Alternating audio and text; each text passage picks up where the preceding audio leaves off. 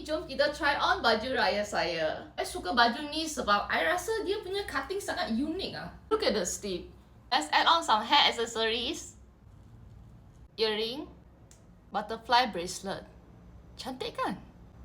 Dan ini selendang yang viral. Cantik gila. Susah untuk I cari tau. Macam mana nak pin lah guys? Selamat Hari Raya, salam untuk semua.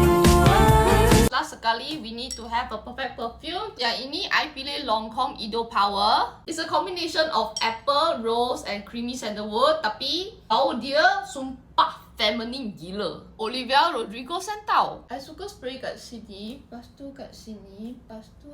And most importantly, yang ini boleh last sepanjang hari. Kalau kamu nak rasa lebih confident masa kamu jalan dan rasa lebih cantik masa kamu ambil OOTD, inilah trick dia.